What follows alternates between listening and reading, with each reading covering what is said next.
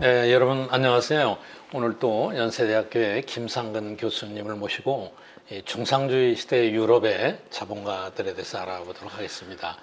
근데 교수님, 우리가 그 메디치 가문 베네치아 얘기를 했는데 유럽의 이제 자본가 그룹 생각하면은 역시 또 로스차일드를 예. 빼놓을 수가 없죠. 예. 중상주의 시대였던가요? 또 예. 특히 로스차일드 하면은 유태 국제적인 유태계입니다. 금융 예. 그룹이다 이런 네. 딱지가 붙어 있는데 네. 아마 우리 국내에서는 로스차일드 하면은 생소하게 생각하실 분들도 있을지 네. 모르겠어요. 네. 좀 간략히 소개를 먼저 한번 해주세요. 로스차일드가 어떤 그룹인가? 예. 이 예. 로스차일드 가문 정말 그 현대사를 이해하기 위해서 꼭 필요한 그런 기업 집단이 아닌가 저는 그렇게 생각을 합니다. 우리가 흔히 이제 역사를 공부를 할 때 정치 권력을 중심으로 이해를 하지 않습니까? 그렇죠. 어느 왕이 통치했고 어느 지도자가 전쟁을 일으켰고 이렇게 해석하는데 네. 예컨대 전쟁이 일어났다, 보불 전쟁이 일어났다라고 했을 때 19세기 중엽의 전쟁인데 그 막대한 자금은 누가 됐을까요?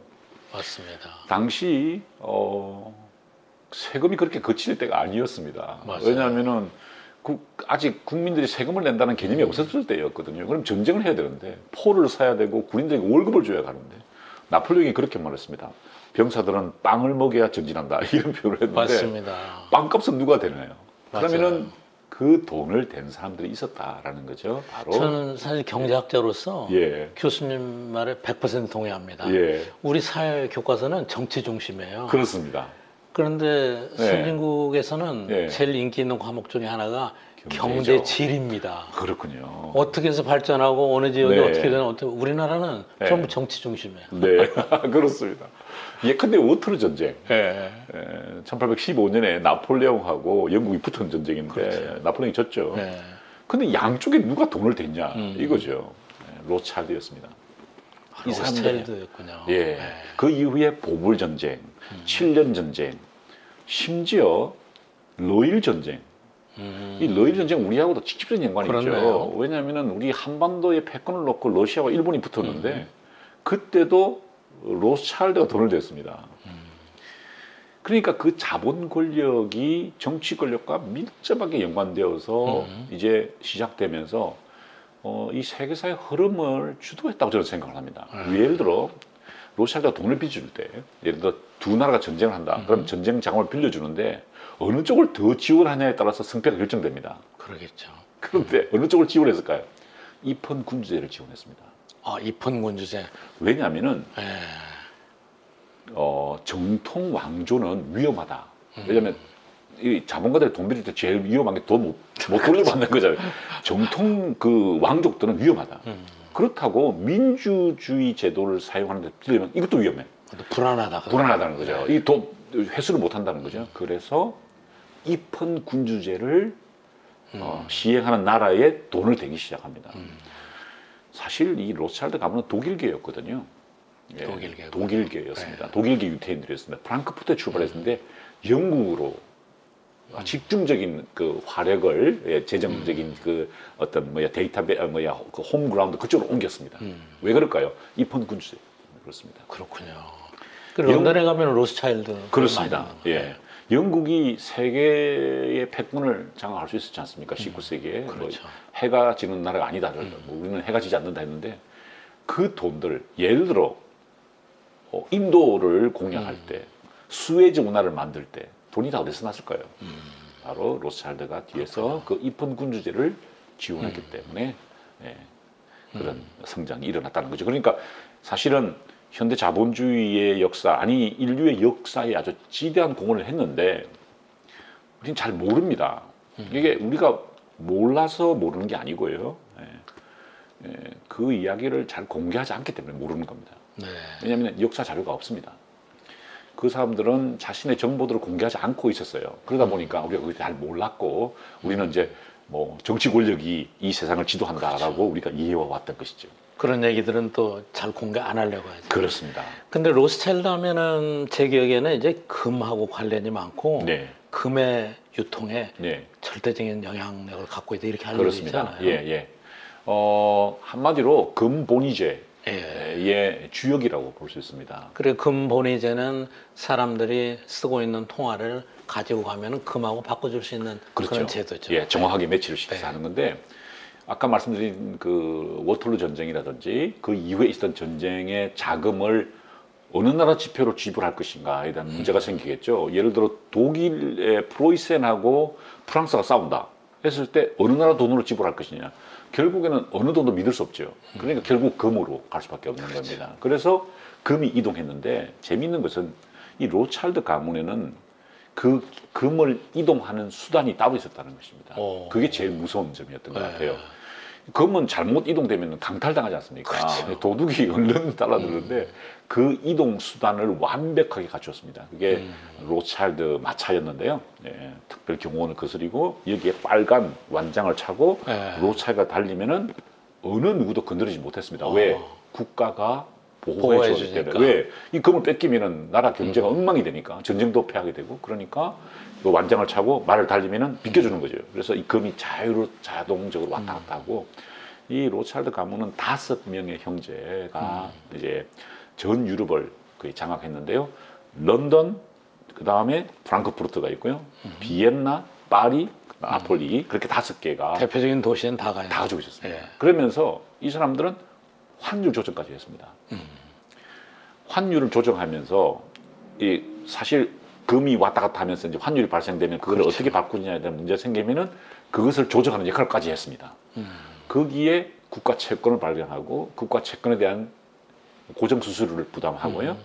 그다음에 이 사람들은 19세기 중葉부터 채권과 금 거래만 하는 것이 아니라 직접 투자를 시작했습니다. 이른바 정장님 강조하시는 그 중상주의 네. 그의 아주 핵심으로 들어가서 주도했던 것이 바로 철도 산업이었죠. 철도. 예, 유럽의 철도는 로스차일드 겁니다.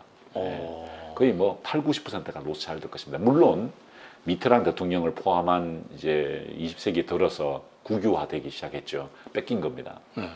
하지만 그 철도 산업을 일으킨 사람은 로스차일드였습니다.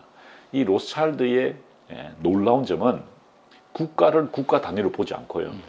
철도망의 연결로 봤습니다.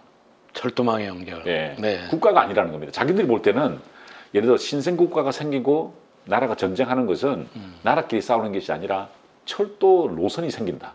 이런 식으로 보는 겁니다. 당시 21세기에 해안이 있었네요. 그렇습니다. 철도라는 네. 이 피지컬 네트워크를 통해서 그렇습니다. 모든 걸 다 물자가 이동되고요. 그렇죠. 뭐 그다음에 이제 했던 사업이 19세기 말부터는 광산을 직접 예. 그래서 지금 로스차일드는 사실 그 세계 다이아몬드 시장을 주도하고 있고 뭐 금 시장 마찬가지고요. 철강, 루비 뭐 이런 거의 많은 귀한 그 광산 산업을 모두 줄였죠. 근데 광산을 사기 전에 먼저 하는 것은 철도를 넣는 것이었습니다. 그래서 생산하는 철도를 가져가지고 은행에 넣고 뭐 이런 식으로 하니까 세계 최고의 부자가 되었고 지금도 그들이 가지고 있는 자산 규모를 알 수가 없습니다. 알 수가 없다. 없습니다. 예. 도저히 불가능합니다. 왜냐하면 이것이 5개의 브랜치로 분할되면서 독립 생산제를 하는데 동시에 이게 또 자금 왔다 갔다 했기 때문에 그것을 어떤 다 공개되어 있지도 않고요. 공개되어 있지도 않고 네. 그걸 복식분기로 한다고 했는데 드러나기가 불가능할 거고요. 그래서 자산 규모는 알 수 없지만 엄청난 그 세력을 혹은 그 뭐라 그럴까요? 경제적인 부를 이뤘다라고 볼 수가 있습니다. 시사점은요. 정보망이었던 것 같습니다. 사실 그 유명한 이야기가 그 이런 이야기들이 퍼지고 있죠. 워털루 전쟁 때 프랑스가 졌는데 영국이 졌다라고 가짜 정보를 흘려서 영국 정치가 폭락하니까 거기에 왕창 사들였다가 뭐 로차일드가 엄청난 돈을 벌었다라고 하는 그런 풍문들이 있어요. 그 나치가 만든 겁니다. 유태인들을 박해하기 위해서 만든 내용인데 그럼에도 불구하고 그들은 정보망이 대단했습니다. 제일 중요한 정보망이 비둘기였습니다. 비둘기예요. 전신이 개발되기 전에 비둘기의 서신을 묶어서 날려보내는 그것이 이제 전신이 발견되기 전까지 이 로차일드 가문이 정보를 빨리 취득하는 아주 중요한 수단이었죠.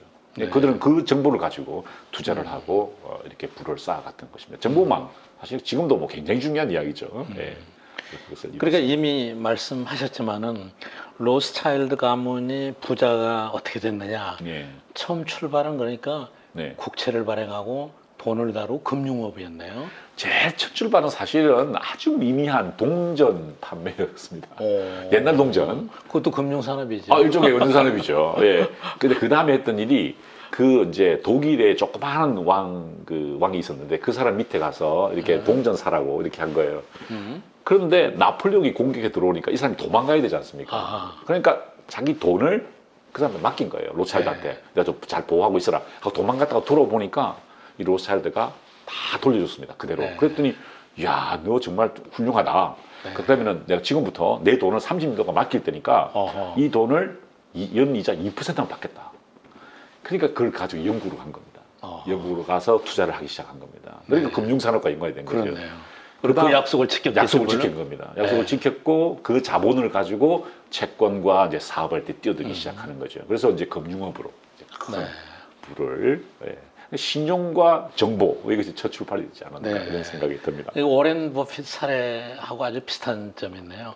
백몇 불부터 시작해서 네, 뭐 콜라깡통이라도 모아가지고 네. 그렇게 해서 거부가 됐다는 건데 그렇습니다. 비슷한 측면이 있네요. 예, 그런데 이제 제가 볼 때 로스차일드 가문의 또 재밌는 거는 네, 그렇게 이제 기초적인 형태, 초보 단계 금융으로 출발했지만은 네, 나중에는 철도, 네. 금광, 예, 그 산업 쪽으로, 넘어갔습니다. 산업 예. 쪽으로 발전을 해서 네, 종합적인 그룹이 됐네요. 그렇습니다. 그렇죠? 예, 근데 이제 로스차일드가 현대적인 관점에서 볼 때 이 나라나 사회 발전에 어떤 긍정적인 기여를 했을까? 네. 어떤 공헌을 했나? 사회적인 공헌을 했나? 네. 이런 관점에서 보면은 어떤 시사점이 있을까요?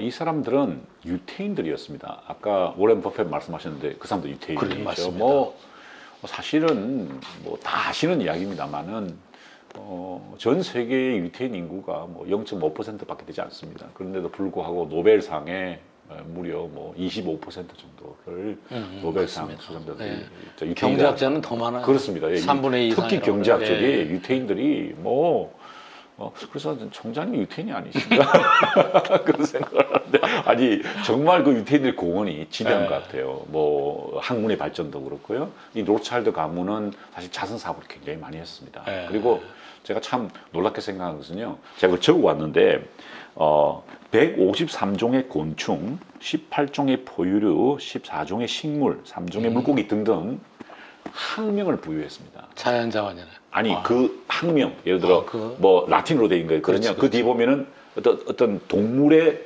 학명을 쓸 때 로찰디 이런 표현이 들어갑니다. 그게 수백 개입니다. 무슨 말이냐면은 새로운 종을 발견해내는 그런 사람들이었다는 것이죠. 그러니까 일종의 생물학자, 보타니스트 예. 그런 역할을 할 정도였다라는 것이죠. 네. 대단하네요. 대단한 가문입니다. 그러니까 비경제적인 예. 어떤 학문의 공헌에도 예. 큰 공헌을 했던 그런 사람들이죠. 네. 그 언젠가 시인 하인에는 이런 얘기를 했다고 그래요. 네. 돈은 우리 시대의 신이며 로스차일드는 돈의 예언자이다. 네. 이런 정도로 평가를 받았으니까 예. 우리가 로스차일드를 네. 배우면서 네. 생각해 봐야 될 점이 굉장히 많은 것 같습니다. 꼭 배워야 될 그런 네. 가문인 것 같습니다. 네, 여러분 감사합니다. 오늘 또 김상훈 교수님을 모시고 중상주의 시대의 부에 대해서 생각해 봤습니다. 감사합니다.